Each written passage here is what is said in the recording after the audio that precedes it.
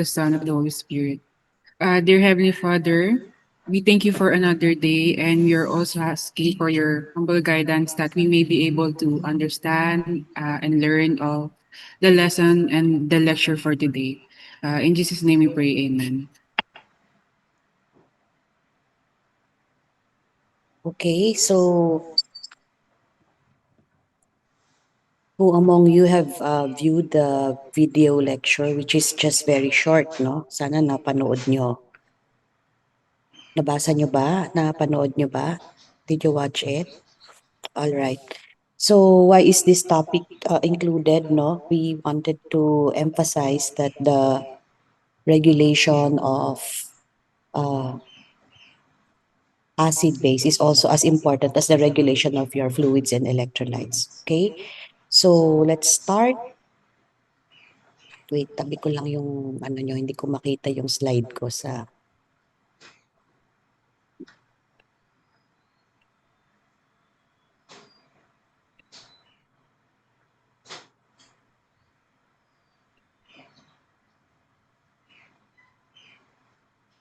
Is there anything or something that's blocking the view of the slide?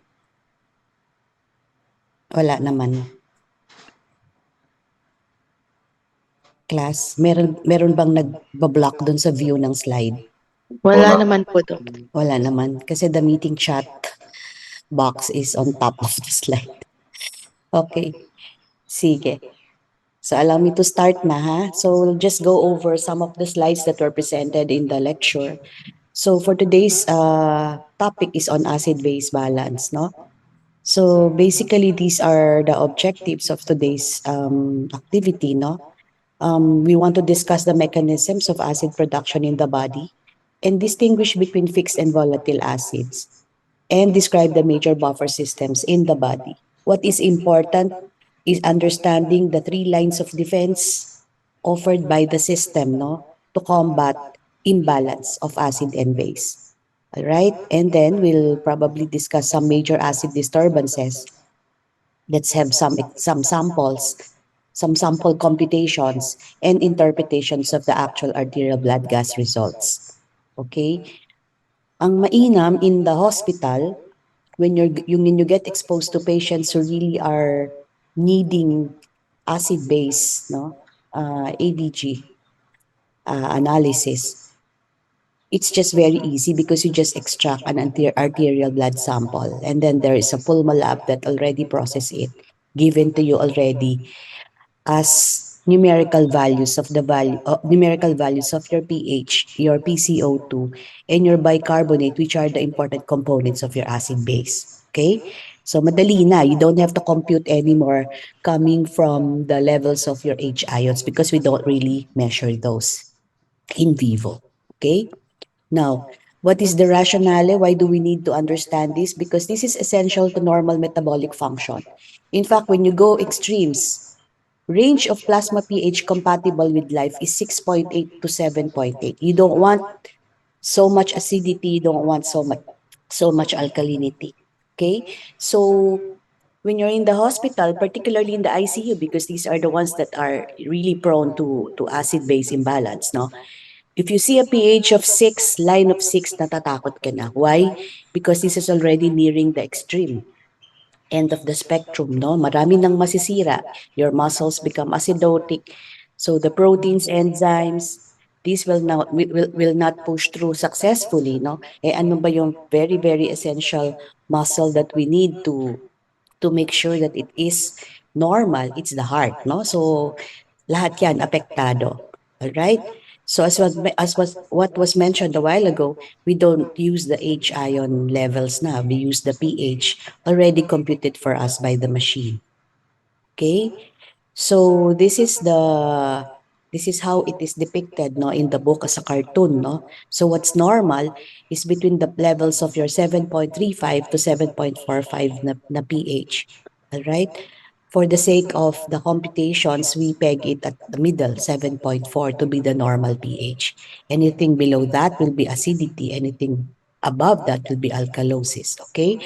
So yun nga, sabi natin, 6.8 and 8 and above will now result to mortality. That's why we have to make sure that these are normal, kept within normal. So the relationship of your H and your pH is rather inverse, no? So the higher the H ions, the lower the pH.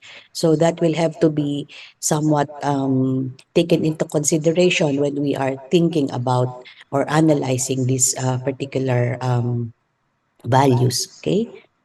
So in chemistry, we've learned that an acid is defined as any substance that adds an acid to the body fluid, and an alkali is something that removes it or accepts it.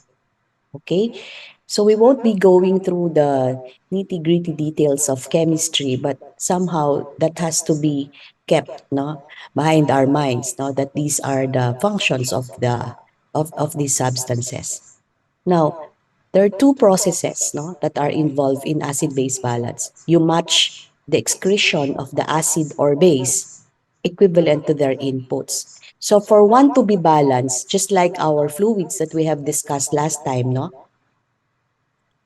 what is in should be equated to what goes out. Although it cannot be all measured, no? Sabi natin may insensible water loss, but still it has to go to some sort of a balance, no? Kaya nga dinadagdag natin sila with the urine output as far as the fluid balance is concerned. And you also related to the ratio of your weak acid to the formation of their conjugate base if we're talking about the buffer systems. Okay? Now in the system, in our body, we are confronted with two major sources of acid. One is considered your volatile acid. The other one is called your non-volatile or your fixed acids. Okay? So saan ba nanggagaling tong mga to, no? So these are the byproduct of our metabolism. When you talk of volatile acid, literally we are talking about the carbonic acid that is produced. But of course, ang carbonic acid tingin ko dyan ano niya ang bilis-bilis niyang mag-dissociate. So basically, when we are talking about this in the system, we are measuring the levels of your CO2. But of course, we're not really considering measuring the actual CO2. We're measuring the partial pressure. So pag kumuha tayo ng blood gas, we take note of the PCO2 as the uh, uh, one that is representing the volatile acid. Okay? When you talk about volatility, it connotes what? Anything that can be what? Ano ba yung pag sinabi nating volatile ang isang substance, ano bang ibig sabihin nun? So parang it has something to do with gas, no? And it can dissipate. Now, this is what we're talking about, no?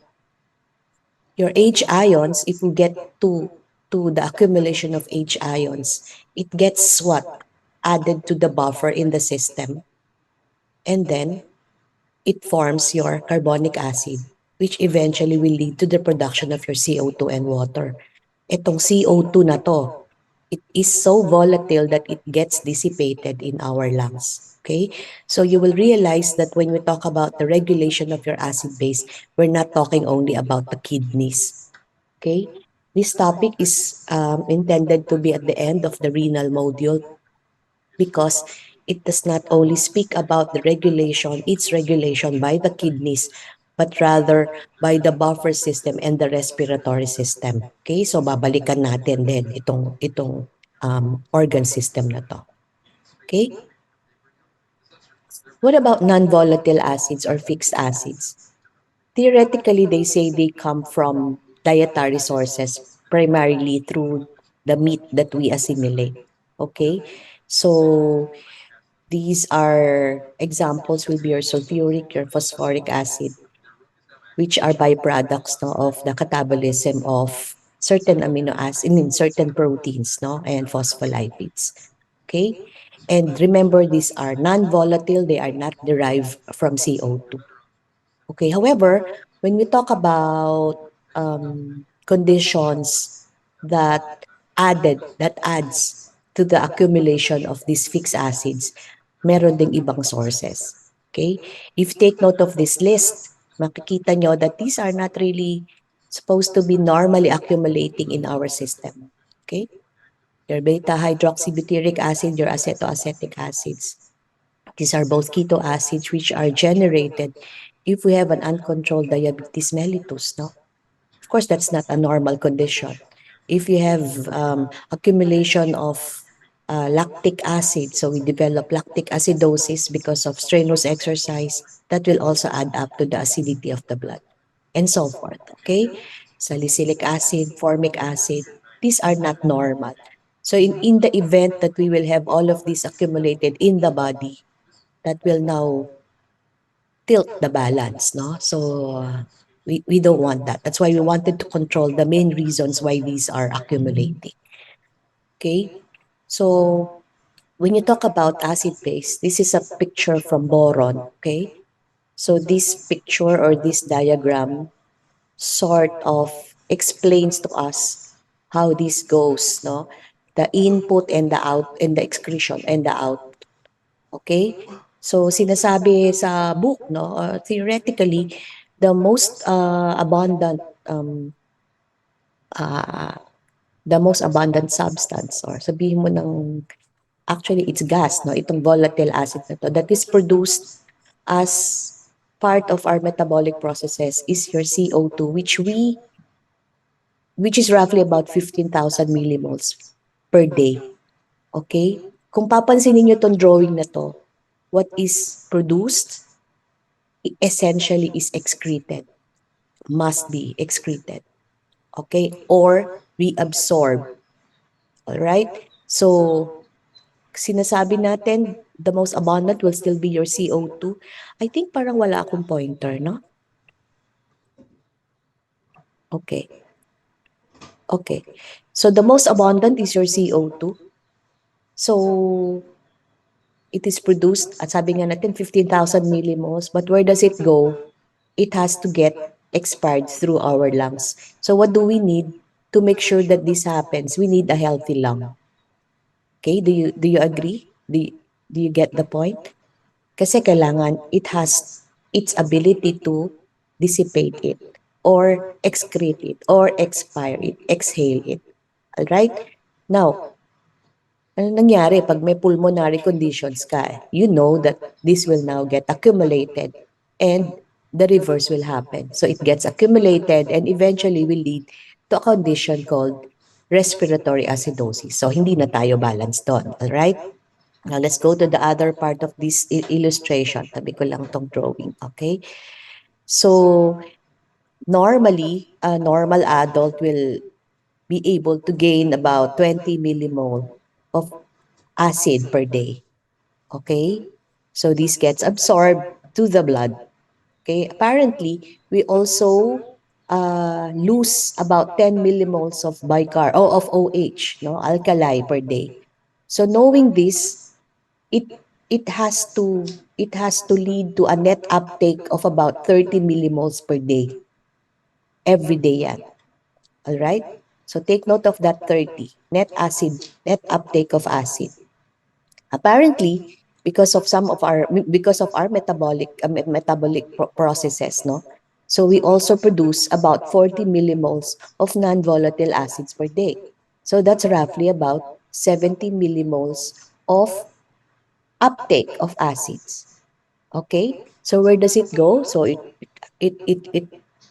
how do we go about the 70 millimoles of acid?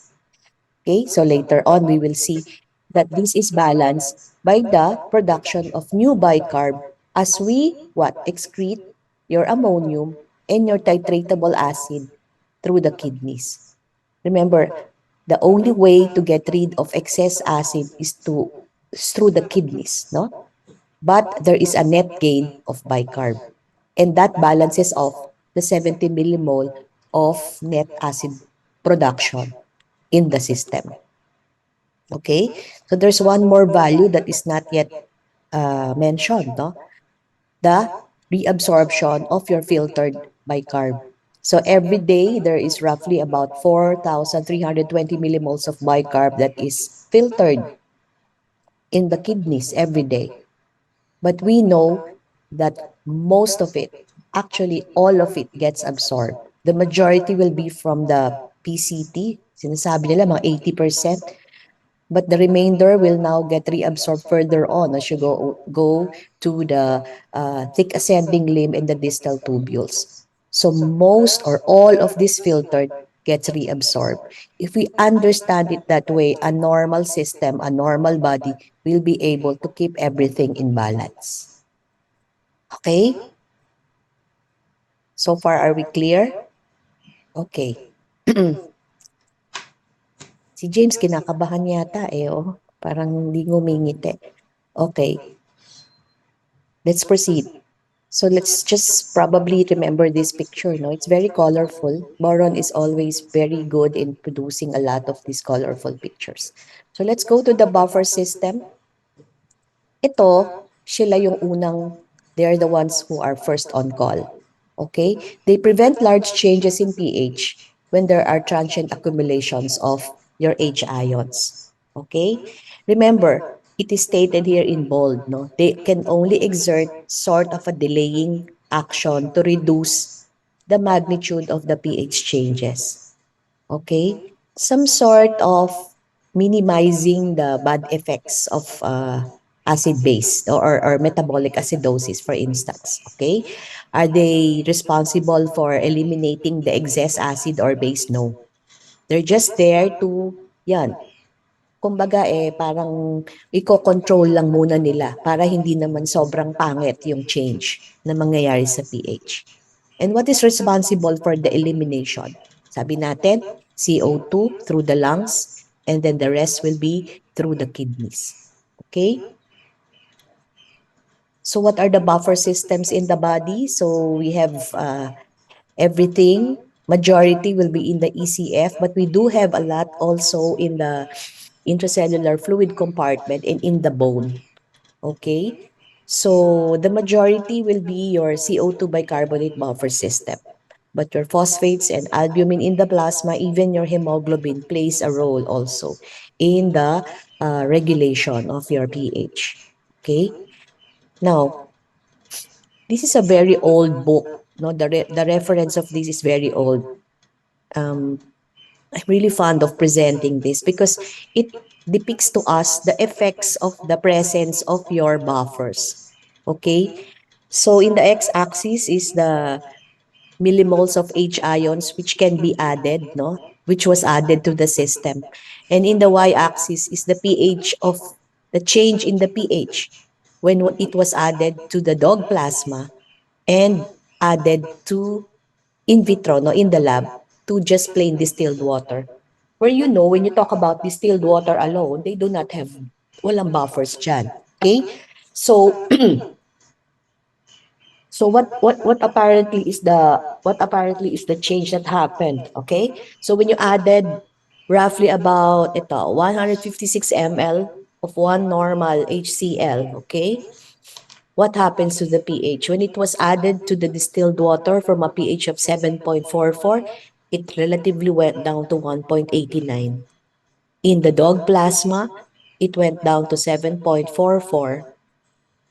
From 7.44, which is within normal, to 7.14. So did you see the difference? So basically, because of the presence of the buffering effects, no, of these substances presented a while ago, it minimized the change. And of course, if the changes are minimal, it does not really produce a lot of disaster changes in the system or in the body. Okay? Baka questionin nyo ako, ma'am, niligay po ito sa dog plasma. Of course, noong panahon na ginawa ito, inaalaw pa ang animal experiments, no? But of course, ngayon hindi na yan pwede. Alright, did you see the effects? Okay. So the first line is really your physicochemical buffering. So this happens seconds lang yan, no? As soon as it is detected that the H ions are elevated, this is primarily this is the first line. Yan talaga. Okay? So they come in pairs, they pair up with some of the buffers that are present that were yung present natin kanina. Okay? So this happens seconds to minutes and it minimizes change in pH but does not remove the acid or the base from the body. Okay? So, example, so this is what happens, no? If you are if you are confronted with a strong acid, or maybe if you're confronted with an increase in the H ions, so these are present in the system. So these will now be your buffer salt producing your NaCl, which is your neutral salt, and your weak acid. And of course, this, sabi natin, doesn't stay for long, no? Because it eventually will have to dissociate further to CO2 and water. Okay? We have presented the major chemical pH buffers a while ago. So this is also presented here in their chemical forms. Okay?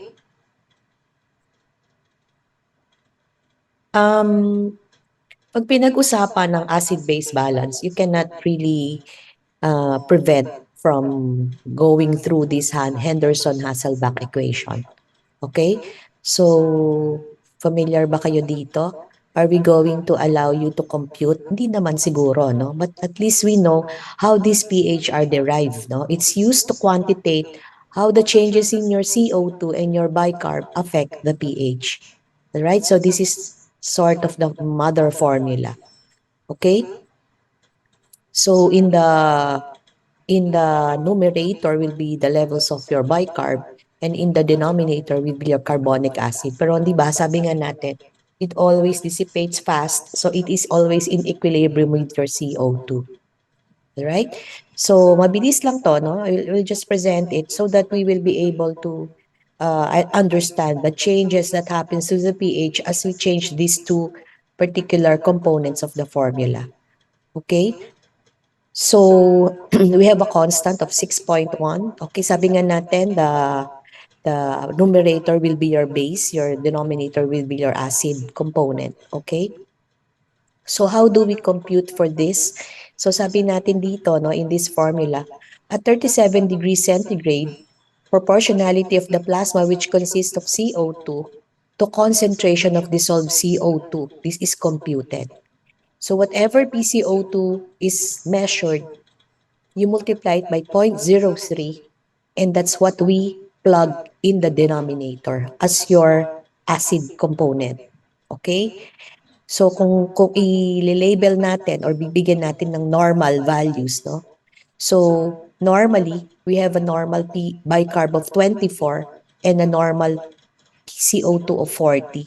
Bakit 24? Gitna lang, no? 23 to 26, so parang yun yung parang average. And then 35 to 45 of PCO2, about 40. So this is the normal. So you multiply it, this is what's normal. That's when we get the pH of 7.4. However, in the next box, if you added 12 millimoles of HCl, how will it now change your pH? Okay, di ba sabi natin, it now gets paired to the H ions, no, that was added. So technically, when you add H ions, that will lead to the production of 12. We are left with 12 carbonic acid. That will lead to the production of 12 CO2 and 12 water. Okay, at saan nanggaling, napunta yung ibang 12, di ba? Nagpe-pair siya dun sa HCl that was added. Sample lang to. If you add 12 millimoles of HCl, what happens to the pH? Then you just have to, what? You plug in the values, and then you have a pH of 6.06. Mabubuhay ba tayo sa 6.06? Mabubuhay ba tayo dyan? Sabi natin, hindi. Di ba? That's why, in a closed system, in a system when there is no, tulad natin, we're not a closed system. We have a respiratory system that can dissipate all of this. We can eventually lead to some sort of a regulation. Hindi tayo pwedeng mamatay agad, lalo na kung normal naman yung CO, yung lungs natin. Alright? So, this particular picture this particular picture in a closed system, wala, mamamatay tayo, mababa. If you added a strong acid.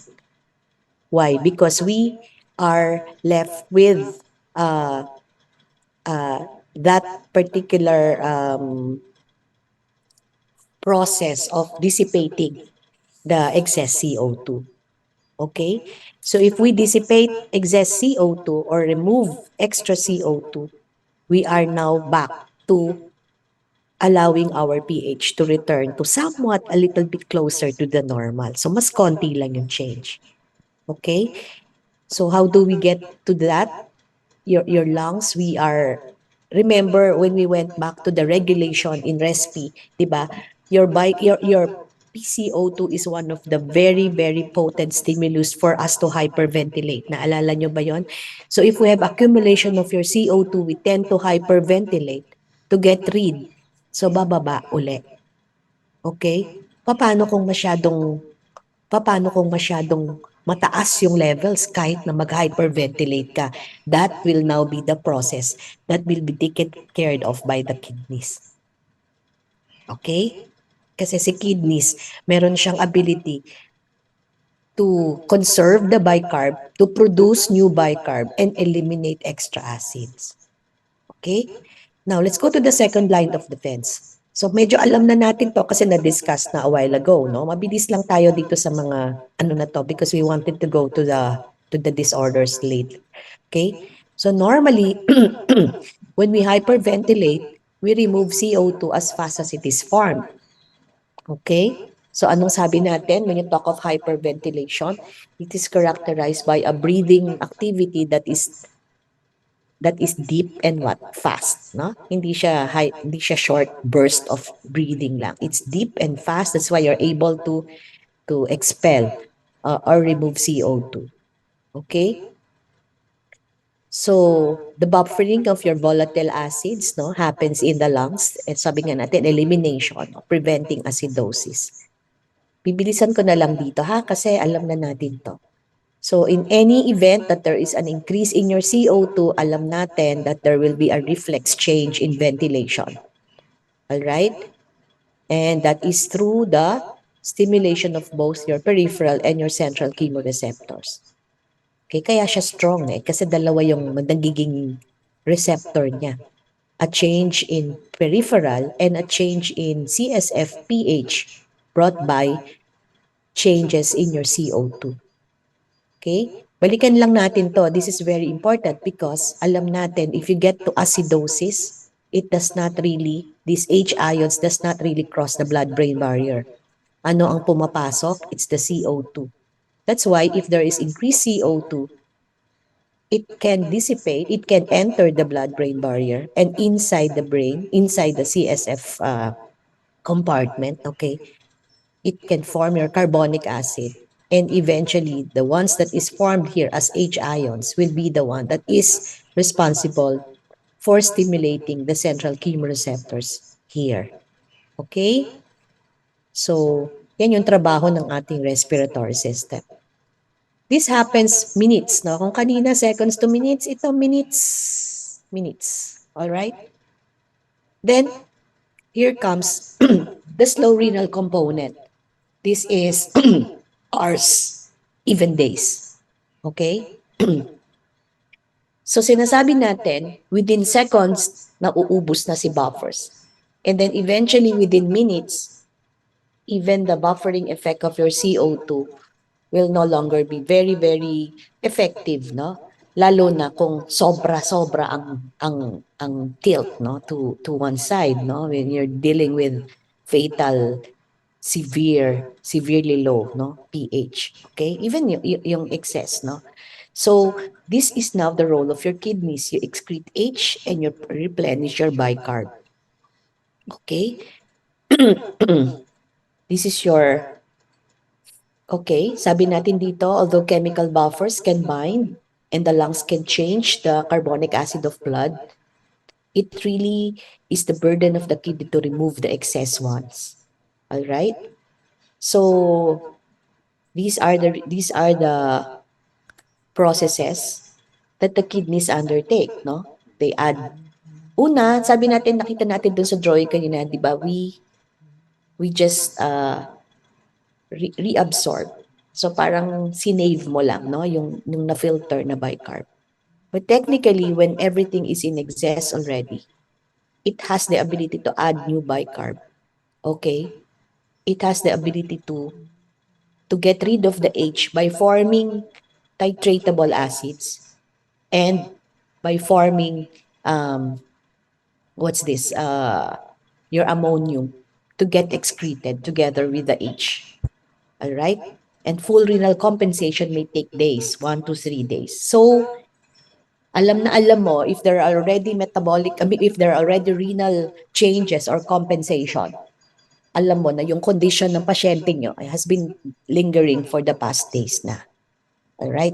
Allowing the kidneys already to work. Okay?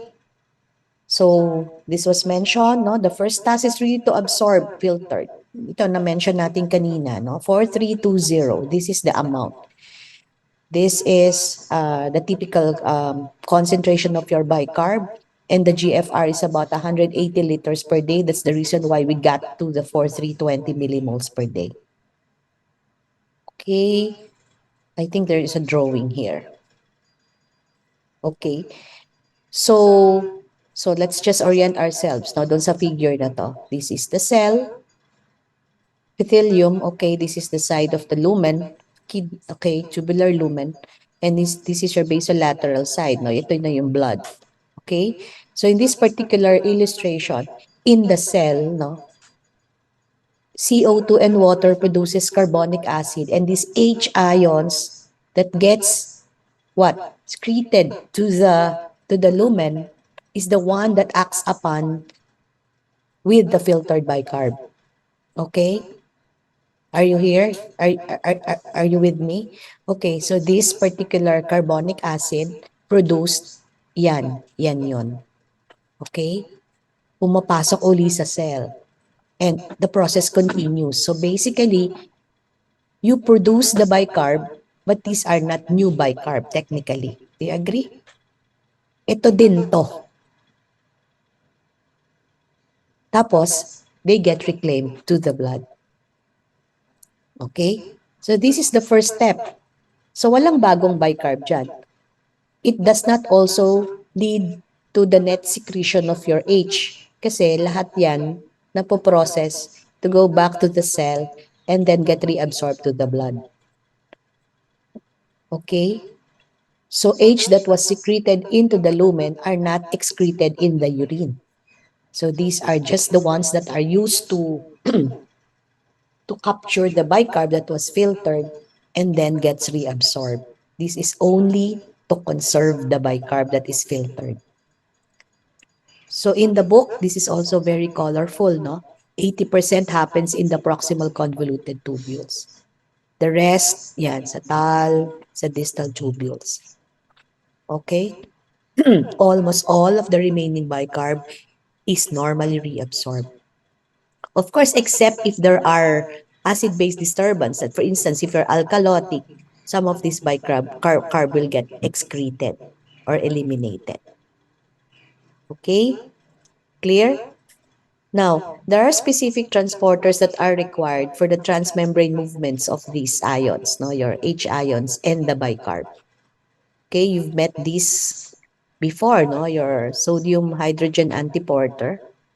Okay, so this is the one that is responsible for the exchange of your H ions and your sodium. Okay, and your sodium bicarb symporter.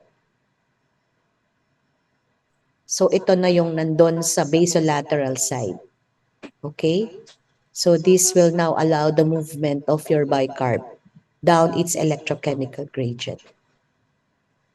Now, this is a table that presents to us the normal contribution of the tubular segments to renal hydrogen ion balance. Okay? So ano ba yung contribution nila?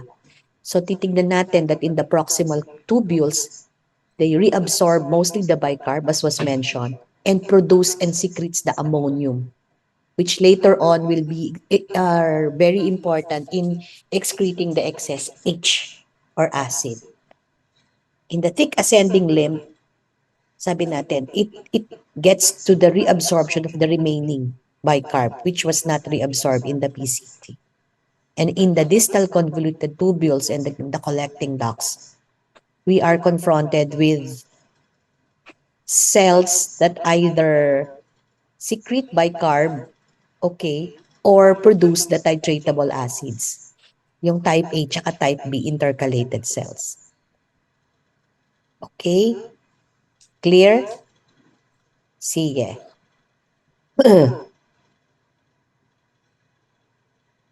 So we always wanted, the goal is always to balance them off, no? So when base has been added to the body, the effect is to increase the plasma concentration of bicarb. Excrete bicarb in the urine to match the input. It's always like that in a normally functioning system. Okay? We go to the other slides. Okay. If the secreted hydrogen ion combines with bicarb, it simply replaces what was filtered. However, if it combines with a non-bicarb buffer, this will this will lead to the excretion of that hydrogen ion. Ito na yung sinasabi nating titratable acids. Okay? Eh ano ba yung mga non-bicarb buffer? Yun yung mga phosphates. Usually yun ang pinaka-common. Okay? So, whenever this combine to a non-bicarb buffer, basically this will lead to the production of your titratable acids. And in the process, nagkakaroon ka rin ng production ng new bicarb in the cell and then it gets reabsorbed in the basolateral to the blood. Okay? Now, there are two sources of tubular non-bicarb buffer. Alright? And these are through the filtration process and the synthesis. And it is basically filtered and the other one is synthesized. That's what I meant. Okay? So the most important filtered buffer is your phosphate. This is non-bicarb. So, this will eventually lead, sabi nga din, it eventually leads to the formation of, let's say, dihydrophosphoric acid. So, it's a titratable acid and it gets eliminated together with the excess H. Okay? And of course, ammonia, this is very common. It's the most important synthesized buffer. So, this is not filtered, but apparently this is synthesized. This is produced. No? Saan siya nasi-secrete? Sabi natin kanina doon sa proximal convoluted tubules. Okay, if you go to the titratable acid, it represents the amount of H ions that are excreted combined with your buffers. Again, are these bicarb buffers? No. Okay, yun lang naman natatandaan natin. Okay, these H ions, when in excess, they are also secreted by the tubules in combination with the free ammonia and are excreted. When it combines to ammonia, it becomes ammonium and it gets excreted. So, dalawang way on how we excrete excess. Okay? So, this is a cell model for the formation of your titratable acid. Let's go, no? Diba? Sa cell, production, metabolic processes will lead to the formation of your CO2 and water, carbonic acid, okay, and bicarb. And these will lead to the formation. It gets combined with your non-bicarb buffer and then it gets excreted. So this bicarb is not the one that is salvaged from the filtered bicarb. Ito yung sinasabi kanina. So this is literally some sort of the new bicarb that is used to replenish whatever was used.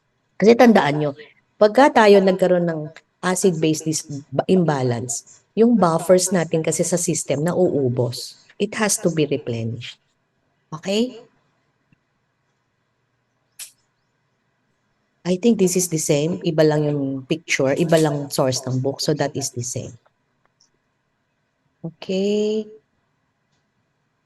So homeostatic control of the processes that determine renal compensations, the production of your ammonium. This is from glutamine metabolism. So this is increased during acidosis and decreased during alkalosis. And the tubular hydrogen ion secretion. Remember, it really depends on what the blood pH. It is based from whatever the pH of the blood is.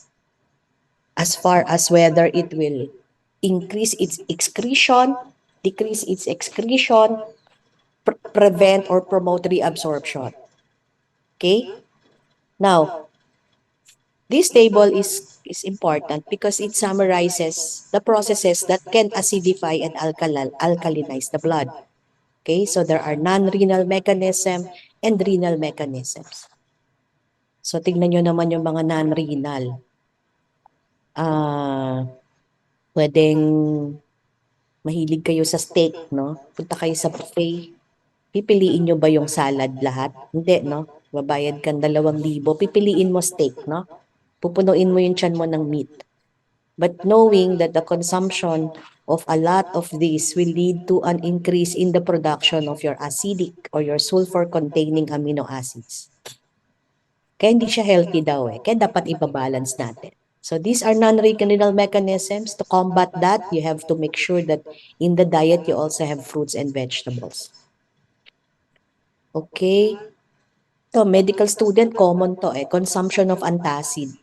Dok, hindi po ako pumasok, masakit sikmura ako na stress po ako kasi magkukwis po kami ng alauna. So nag-aantacid. Not knowing that they are adding alkaline to the system. So they can get alkalinized. Okay? Infusion of your lactated ringers is also thought of to be contributing to the alkalinization of the blood. Of course, renal mechanism. How do you acidify the blood? If you are alkalotic, you allow what? You allow some filtered bicarb to pass, and there will be secretion of your bicarb in the distal tubules by your type B intercalated cells. So yun yung mechanism ni renal, ni kidney. What about means of alkalinizing? You now promote secretion of your H by the formation of your titratable acids and the excretion of your H through your ammonia. So if you go back to the drawing, if you go back to this drawing, you now have a clearer picture of what's going on, no? I hope you have a clearer picture of what's going on.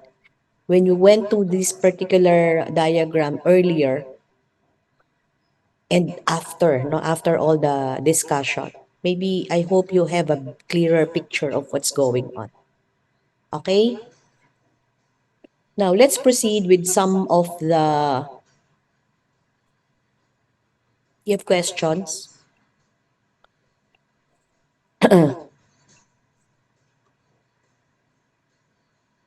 Kayo masyadong naglalalabas at uso talaga ngayon ng sipon at trangkaso, no?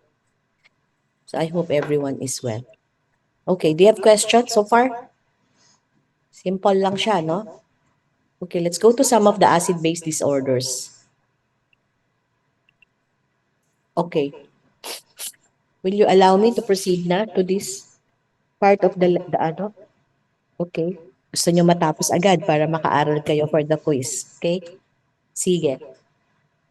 So for this part, we'll probably have a few discussions lang on some of the acid-base disorders. Let's talk about respiratory acidosis.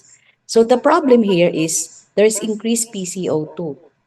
Tama? You call that hypercapnia. By this time, alam nyo na yung terminologies, di ba? Pag mababa, you call it hypocapnia. Okay? So, what did we say?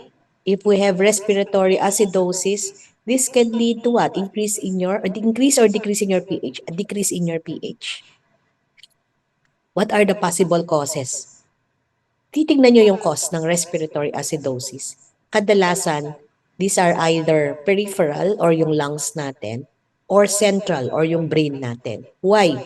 Because the lungs are your effectors, no? Yung muscles of respiration. But the brain is your center. So whatever will affect that will affect the way we breathe. Kung titignan mo, if we have depression of your breathing because you took drugs or sedatives or anesthetics, you have cerebral problems, neuromuscular, hindi lang pulmonary, no? Papansin nyo yung cause. So anong manifestations nyo of hypercapnic? Blunted sensation, confusion. Very non-specific to eh. Pero in the hospital, when you get exposed to these patients, you will know because you will have an idea of the primary condition, no? Kung na-stroke yan, hindi humihinga, do you expect your CO2 to accumulate? If you don't If you don't support breathing, yes, no? Kasi hindi nga sila hihingan ng maayos. The primary problem is respiratory. So you don't expect compensation respiratory. Palaging ganon. Yung compensation mo, usually yung opposite system. So renal compensation will set in should there be no correction of the the respiratory acidosis. So anong renal compensation? Kailangan tapon si H, no? Kailangan marami kang bicarb, no? So, yun yung most common compensation here. So we won't go through the details of your compensation kasi yun na yung diniscuss kanina. Tama? This is acidosis. So you want to increase H secretion. You want to increase excretion of your H. And basically, gusto mo ma-conserve lahat yung bicarb mo and produce new. Ma-conserve yung bicarb and produce new bicarb added to the plasma. Clear na to ha? Mabilis na tayo dito. Okay? We have mentioned that there are some conditions that will lead to respiratory acidosis, either central or peripheral or yung respiratory system natin. Okay? So dito makikita natin that, okay, tingnan nyo. Medullary respiratory center inhibition. Nagka-stroke, no? Si FPJ, alam nyo ba kung saan ang stroke nyo? Kilala nyo ba si FPJ? Hindi si Batang Quiapo yung FPJ na totoong FPJ. I think he died of a stroke. And the stroke and the bleed is located in the medulla. Diba? Kung di mo yan bibigyan ng ventilator, hindi hihinga. Magre-respiratory acidosis siya. So, yun yung mga most common, okay? Disorders of gas exchange. Okay? What about metabolic acidosis? So, kailan natin maiisip na meron kang metabolic acidosis? Yung pH mo mababa, yung bicarb o yung metabolic component ng ABG mo mababa. Okay? Why? Siguro you have a lot of non-volatile acid production or there is wasting of your bicarb by the kidneys or your GI tract. Okay? So what are the causes? Ang metabolic acidosis, ito ang pinaka-common at ito din ang pinaka-deadly pag hindi mo ginamot, inayos. Ang problema, you have to fix the primary condition and then it will follow. Okay? So, sabihin na natin, alin ba dito yung pinaka medyo madali? Ang toxic na mga to, no? Lactic acidosis because of maybe severe sepsis, severe massive burns, no? Ketoacidosis, diarrhea, no? Pag nag-diarrhea ka, what makes you acidotic? Do you have increased production of your acids, your non-volatile acids? Or you lose a lot of bicarb? Lose a lot of bicarb. Okay. Meron kayong ganitong case before in GI, right?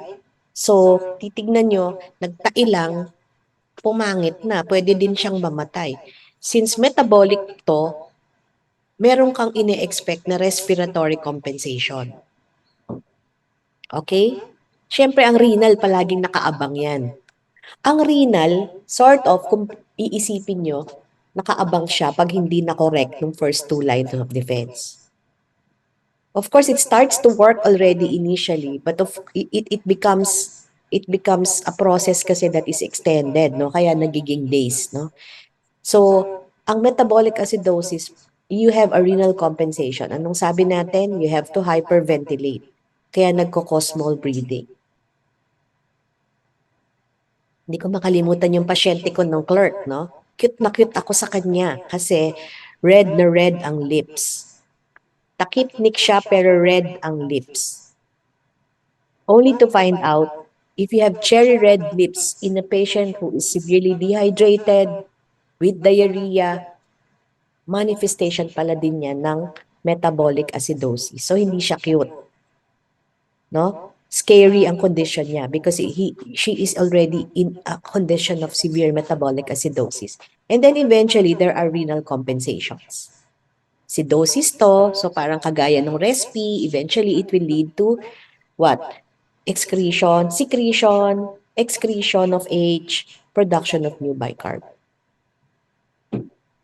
Now, pag metabolic acidosis, you cannot do away without knowing the computation of your anion gap.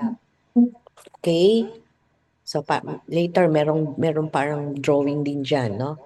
This is based on the principle of electron neutrality, no? So, yung cations and anions, dapat daw yan more or less equal.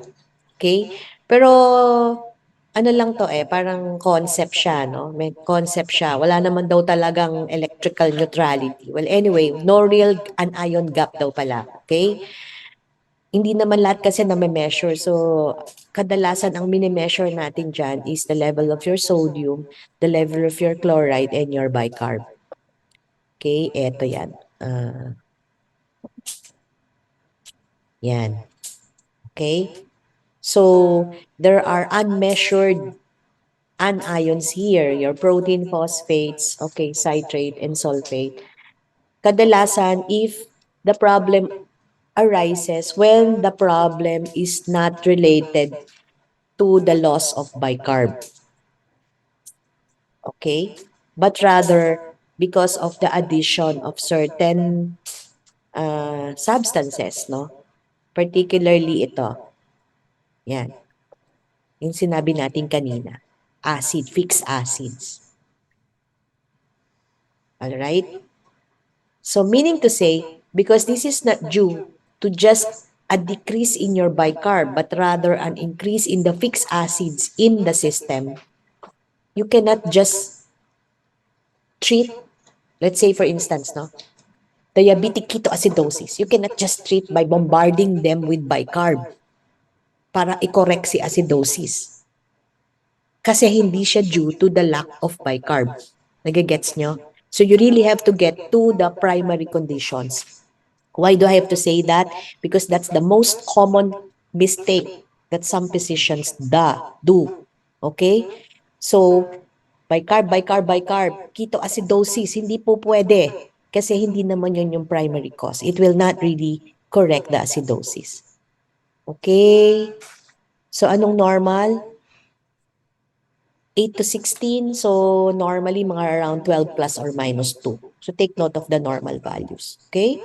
So, there are some mnemonics that we need to think of, no? Paano natin ma-remember kung ano yung mag-elevate, increase ng gap. Okay?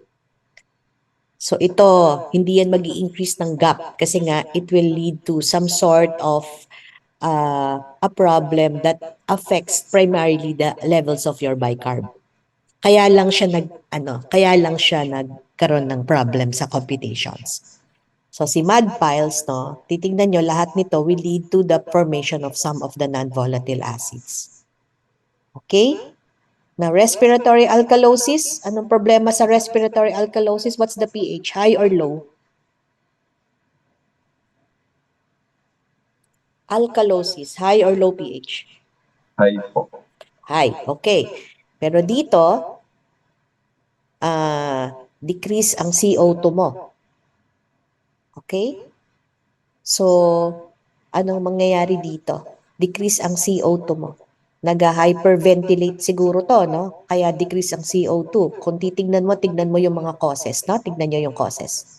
Asthma, pneumonia. If you have pulmonary congestions, that will also lead to stimulation of your breathing, no? If you have gram-negative sepsis, fever, even anxiety alone can lead to respiratory alkalosis because this will lead to blowing off a lot of your CO2. Pregnancy din, no? Because of its effect on the level of your diaphragm, no? It leads to what? Parang fast but very, very shallow breathing because of the restrictive effects of the gravid uterus. Okay? So what are the manifestations of respiratory alkalosis? Sino dito ang nag-panic anxiety attack na? Wala. Lahat kayo relaxed persons lang, relaxed people. Never kayo nagpa-panic anxiety. Alam niyo yung Kinabahan ka, nagising ka, 8:00, hindi ka nakapag-aral kagabi, may quiz. Di ba? Yun yung pinaka nakakapanik.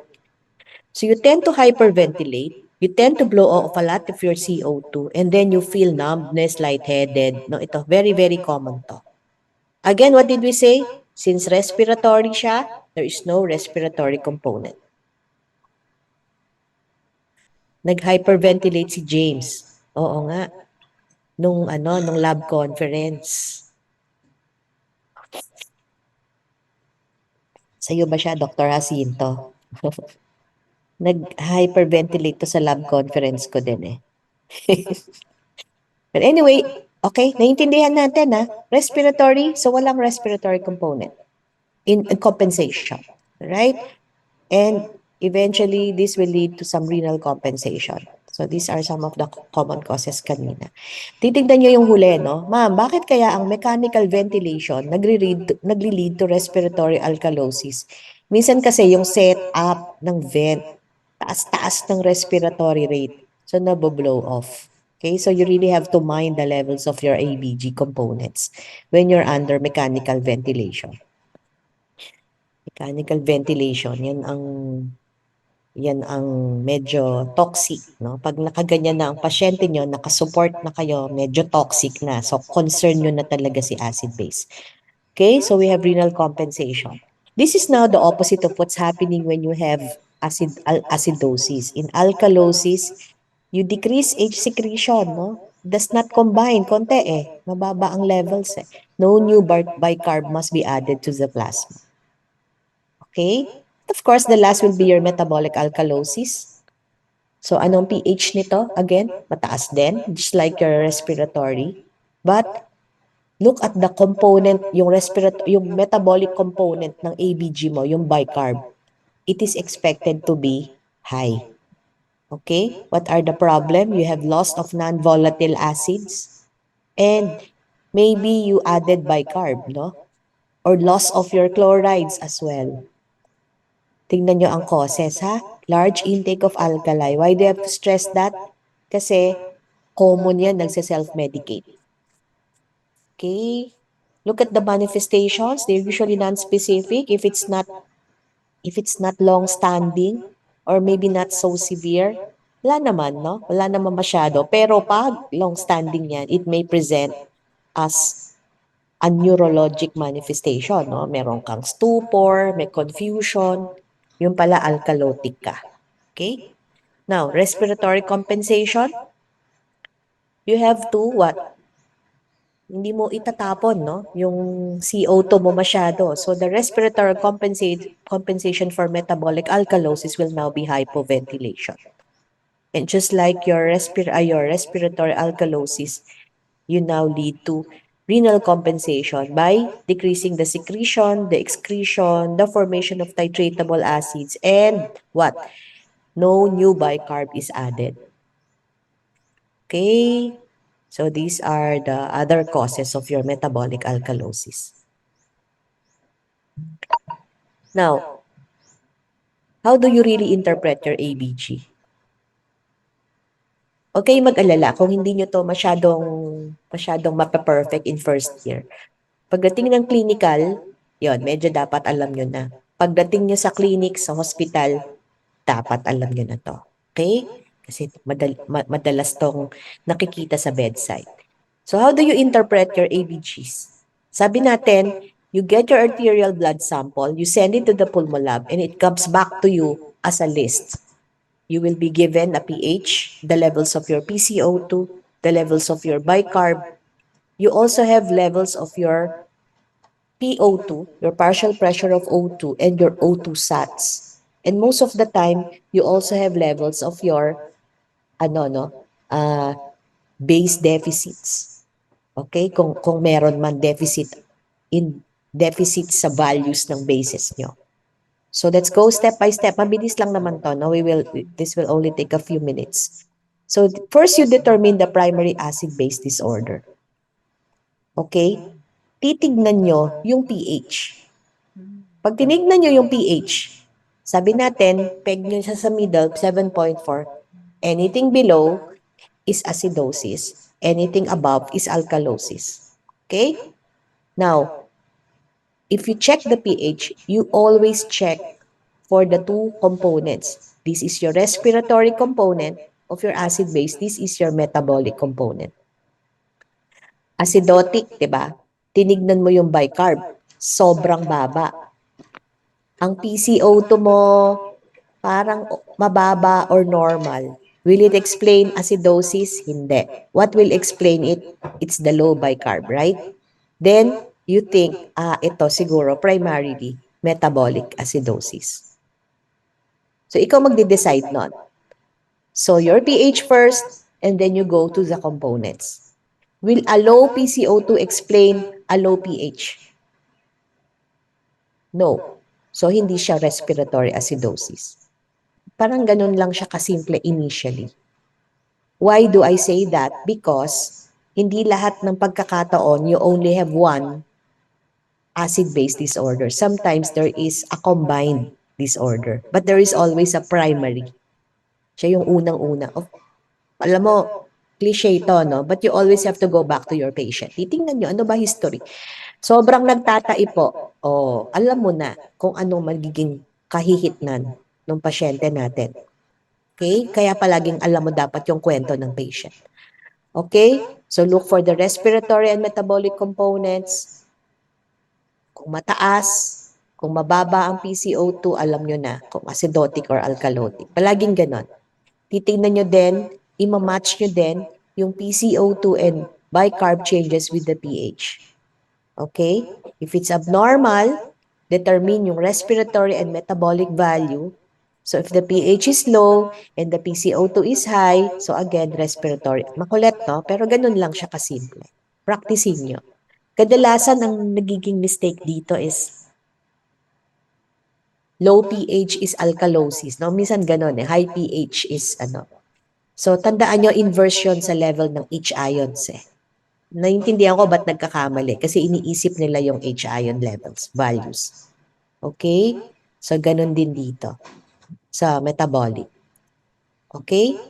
So, check the pH. If the PCO2 is normal or low and the bicarb is low, it's metabolic. If the pH is low, so your acidosis and your CO2 is high, but your bicarb is high or normal, doesn't explain the acidosis. So, this is primarily respiratory acidosis. Okay? Ganun din sa alkalosis. Will a high bicarb explain alkalosis? Yes. Will a normal or high PCO2 explain alkalosis? No. So that's metabolic alkalosis. Okay? Then we go to the next one. You predict the appropriateness of the compensation. Kadalasan, when you are confronted with an ABG, you already have some compensatory changes in place. Okay? Focus tayo sa metabolic acidosis. What is the compensation for metabolic acidosis? Cosmols, di ba? Mag-hyperventilate. So what is the expected change in your PCO2 if you have metabolic acidosis? Eto siya. Okay? So ang metabolic acidosis, what did we say? Bicarb is low. So for every MEC fall in bicarb, you expect the PCO2 to decrease by 1.25. Okay? So for instance, your bicarb is normally 24, naging 22. What is the expected compensation in your PCO2? It should fall by 2 points, no? By 2.5. So hindi na siya 40.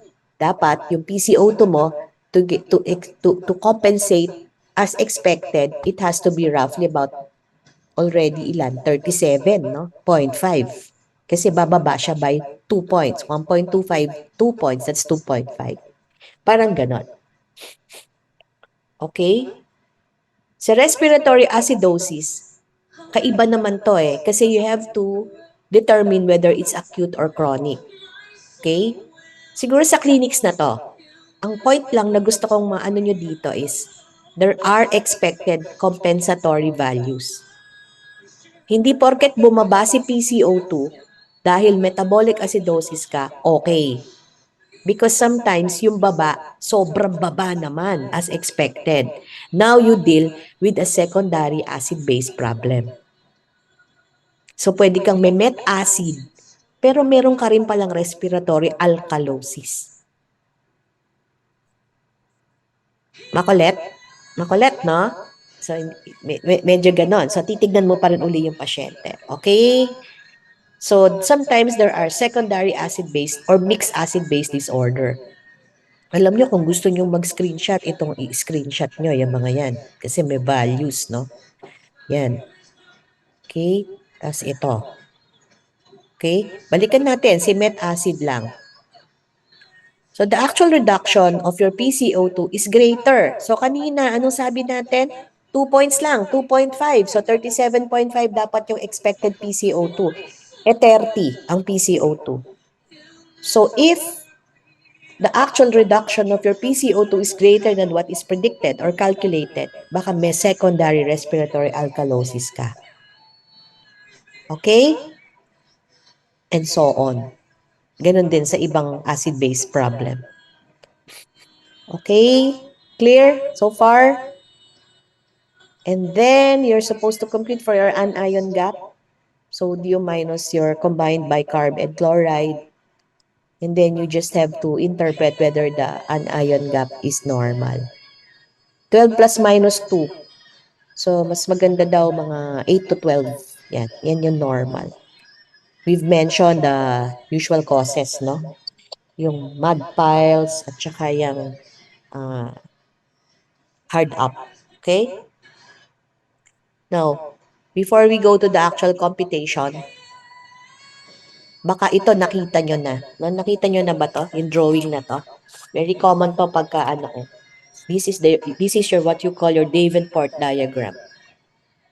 Okay? Lakihan ko ha, meron malaki. Yan. So how do we deal with this? Sige nga, can somebody, kung magpapa-fig review ako, ito yung papa-fig review ko. Okay? So how do we deal with this? Paano ba tong drawing na to? Anyone? So in the x-axis is your arterial pH. Kita nyo ba yung x-axis? Romilay, wala ka dyan? You're not there? Nandiyan ka, nakahiga ka lang siguro. Okay, sige. Gulat ako, walang head dun sa ano. Okay, this is your pH, your x-axis. And then, sa tabi is your bicarb. Dito, ayan. Kita nyo ba yung pointer? Pero meron ka rin kabila dito. These are your levels of your PCO2. Pati dyan, yan, kasama yan. Okay? So ano bang kainaman nitong, what is the advantage of knowing this particular illustration? Misa sasabihin ng students, ito yung pampalito sa acid base. Itong drawing na to. Okay? So ano kadalasan ang problema dito? So ang point lang dito, sometimes you can plot. Okay? So for instance, if I have a pH of 7.4, so you get 7.4, right?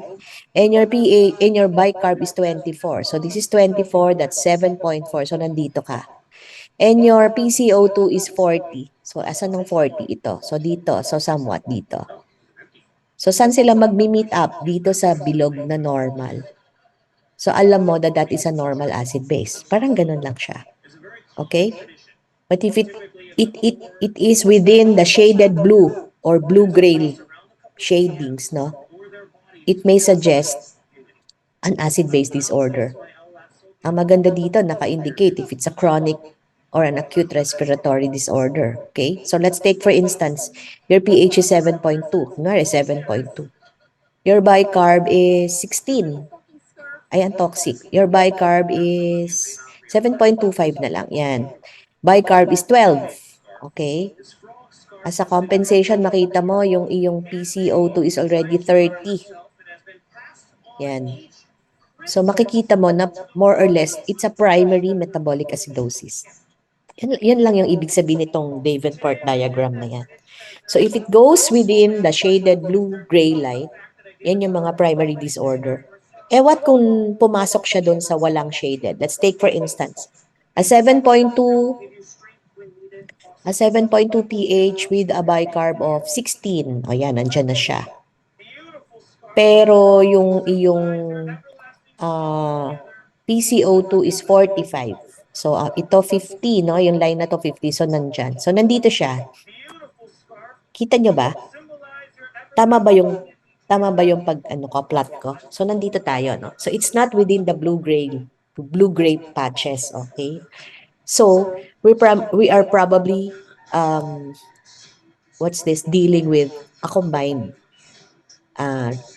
acid-base disorder. So, in this case, ano kaya ang combination? We're dealing with maybe a primary metabolic acidosis combined with an acute respiratory acidosis. Di ba? Nakukuha natin. Kasi whatever is left of the 7.35, itong line na to the left, all of this acidosis yan. All of this alkalosis yan. So siguro if you're plotted at nandito tayo, yan, combined na yan. So you already have a mixed acid-base disorder. Okay? Sige, sample. Can you interpret? Can somebody interpret? So, this is how it is presented, no? Iba-iba naman yung forms, pero dun sa hospital where I work, in the other hospital where I work, this is how it's presented, okay? So ito yung sinasabi ko.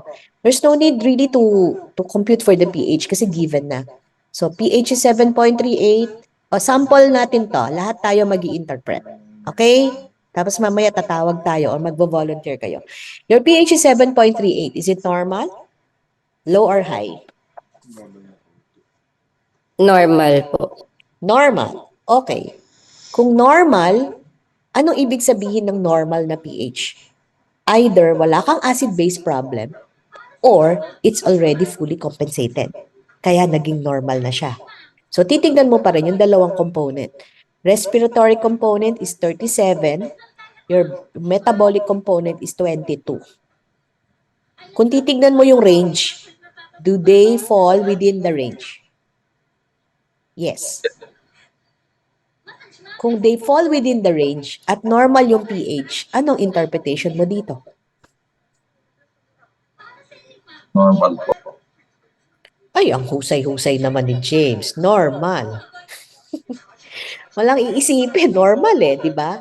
Pero tignan nyo, ang ABG is also coming up with oxygen levels.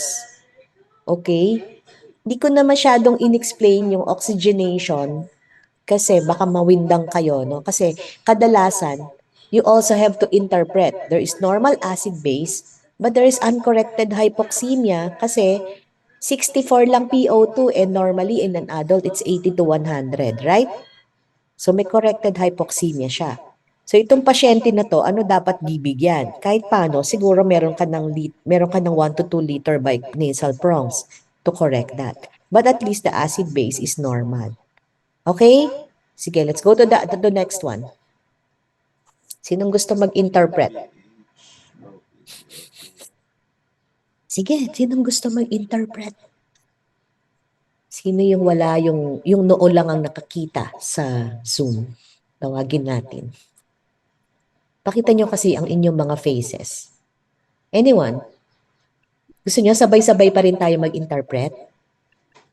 O sige, sabay-sabay na lang. pH. Can somebody interpret pH? Acidosis po. Acidosis. Kasi it's low. That's correct. Okay? Kung nawala kayo, saan na ba kayo? Dali, hanapin ko lang. Ayun. Nawala kayo. Wait lang. Gallery. Ayun, gallery. Okay. Acidosis, it's low. Okay. Tignan mo ngayon yung metabolic at saka yung respiratory component. Start tayo with the respiratory component. Is it high or low? Low po. It's low. Will it explain acidosis?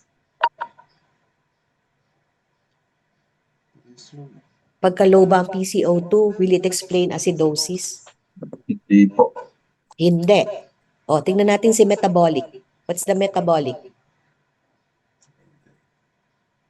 Low din po. Low. Will it explain acidosis? Is it congruent with the acidosis? Yes po. Yes. So basically, kung titingnan mo to, this is primarily metabolic or respiratory acidosis. Metabolic acidosis. Metabolic. Very good. Sino ba yon sumagot? Sino yung sumagot? Ako po. Sophia. Sophia. Okay, okay. Respiratory. Ang next target natin is the compensation adequate, right? So, for instance, ano sabi natin? For every drop in your bicarb, there is a corresponding drop of 1.25 in your PCO2. Okay? So, tingnan natin. Yung bicarb mo, 23.5. Sabi mo ng 24. Ay, sorry, 13.5. So, ilan yung millimole drop niya? Mga 10. Right? Tama? 24 na lang. O, 24 minus 13.5. So, roughly about 10. No? 10.5. Uy. Tama ba? Bumababa yung yung bicarb mo by 10 points, more or less. From normal. Yes Yes. or no?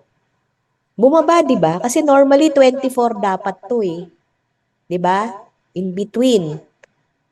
In between, yun na lang ang gamitin natin, 24. So 24 minus 13, bumaba siya by 10 points on the average, 10.5. So ilan dapat ang ibababa ng PCO2 to expect adequate compensation? Bababa siya by 1.25 per millimole of bicarb. 10. So how do you do it? 10 multiplied by 1.25 is 12.5. Tama? So from 40 na normal PCO2, normally bababa siya dapat by 12.5, which is how many? Compute. 40 minus 12.5 is how many? 27.5. 27.5. Look at your actual PCO2. It's 27.7. So may iisip ba natin is the compensation expected, yung expected computed compensation? Yes, di ba? More or less. So this means, are we dealing with the secondary acid-base problem here or a mixed acid-base problem? No. Kasi yung computed expected natin, tama.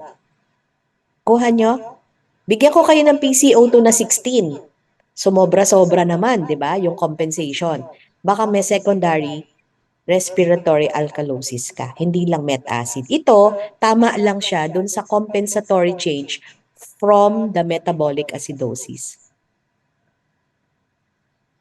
Can you give me a sign that you understood that?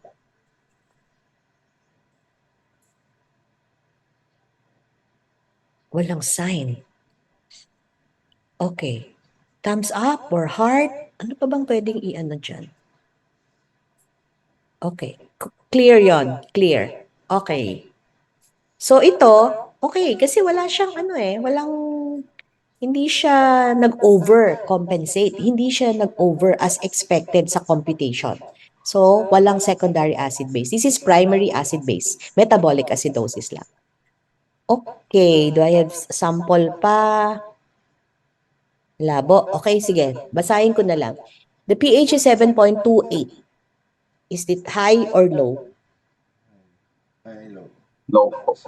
It's low. So what do you call that? Acidosis po. Acidosis. Correct. Tingnan mo yung respiratory and bicarb. Your PCO2 is 54.1.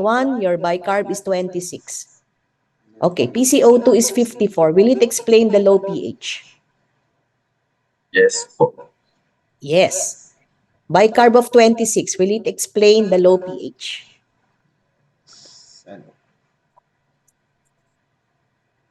Hindi, di ba? 26, medyo nga nasa mataas ng konti. So, this is primarily what? Respiratory. Acidosis, right? O, tignan natin kung yung change ng bicarb is appropriate. Anong sabi natin? if you have respiratory acidosis, for every increase in your PCO2, there should be a corresponding increase in your bicarb by 0.1. Okay? Sige, tignan natin. Normally, 40, PCO2, 54. So, ilan yung inakyat niya? 14.1. Tama ba? Anong sabi natin? For every 1 increase in your PCO2, there should be a corresponding increase by 0.1.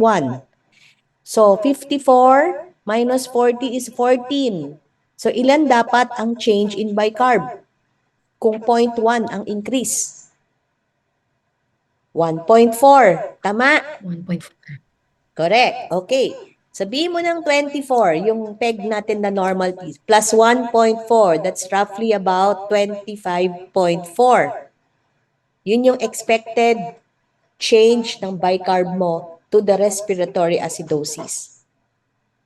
Your bicarb is 26. So it's very, very near 25.4, right? Do we have a secondary acid base? Wala. So this is primarily, ano? Respiratory or metabolic? Respiratory acidosis. Parang ganun lang yung pag-ano. Okay? Hindi pa ako magpapakompute sa quiz later. So don't worry. You still have time to process this. Okay? Concepts lang tayo later. And then, this is the last example. Your pH is 7.6. 5. Acidosis, alkalosis. Alkalosis. Okay. Tingnan yung respiratory, tingnan yung bicarb. Your respiratory is 16.9. Will it explain your alkalosis?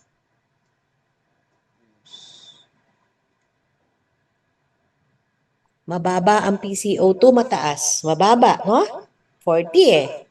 Will it explain alkalosis? Yes, di ba? Baba eh. What about bicarb? It's 18. Is it low or high bicarb? Low po. It's low. Will it explain alkalosis? Yes po. No. Bakit siya mag-explain? Mababa. Di ba alkalosis, bicarb yan, dapat mataas. So, hindi ito metabolic. This is respiratory alkalosis. Pero tignan natin, kung yung computed bicarb, expected dun sa respiratory alkalosis. Alright? So, what's the rule? For every decrease in your PCO2, there should be a corresponding decrease of 0.2. Okay? So, compute tayo. 40, yung ating tina-target as normal. Yung minus your 16.9, that's roughly about 23. Tama ba? So, there is a decrease of 23 na PCO2. So, there should be a corresponding decrease of 0.2 of bicarb. So, 23 multiplied by 0.2, that's how much? Compute. 4.6 po. 4.6. So, tignan natin yung kanyang bicarb. Normally, 24, di ba? Minus 4.6. Ilan ang lalabas? 90. Supposed to be mga 19, tama? Opo. Eh, ang bicarb niya, 18.9. So, parang malapit din, di ba? So, is this primary or do we have a mixed acid-base disorder? Primary po. Mukhang primary din. Nagigets natin? So, ganun lang ang ano natin. Kasi pag sumobra siya sa compensation, eh baka meron siyang secondary acid-base disorder. So, I agree, this is also primary respiratory alkalosis. Ninervyos na medical student na hindi nag-aral sa quiz yan, nag-hyperventilate. Pero wala siyang ibang problema. Wala siyang metabolic component. Okay. Let me stop sharing.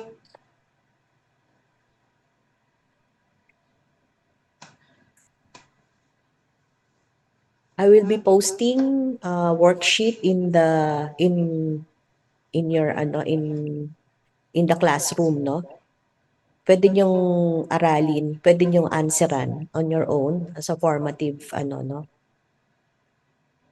Ganito din, magko-compute kayo. Okay?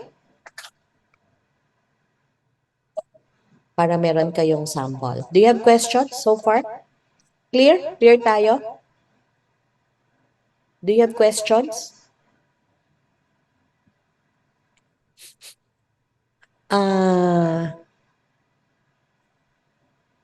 Maraming pwedeng reaction react button.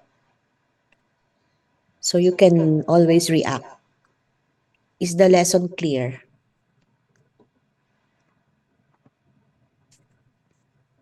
Parang Chinese New Year lang, no? Yung mga reactions. Okay.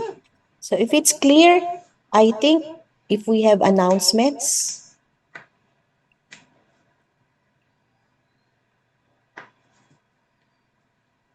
okay, the announcements. So quiz later at 1 p.m.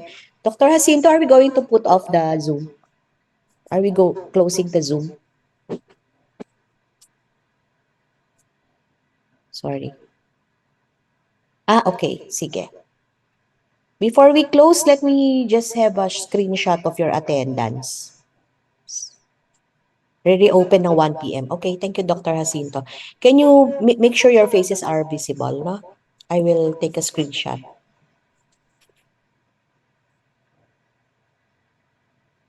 Okay.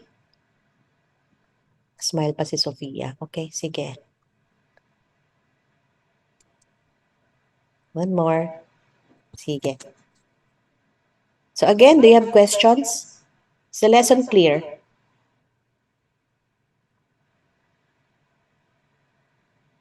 Mukha nyo para kayong kinakabahan para sa quiz. Madali lang yung quiz, sabi ni Dr. Chua. Dr. Chua, madali ang quiz. Okay, if there are no more questions, you can leave Zoom and then please be back before 1. Malungkot si Charles. Asan si Charles? Charles, ba't ka malungkot? Maraming oras para mag-aral. Ha? Aral kayo. You're given time now. Kaya nga gusto namin mag-start ng 8 para magkaroon ng in-between na break time for you to study for the quiz. Okay? So for this afternoon, please be in Zoom before 1. Ganun uli. So make sure you have two app, no? Yung ating Zoom and your app for your zip grade. Okay? Okay na tayo?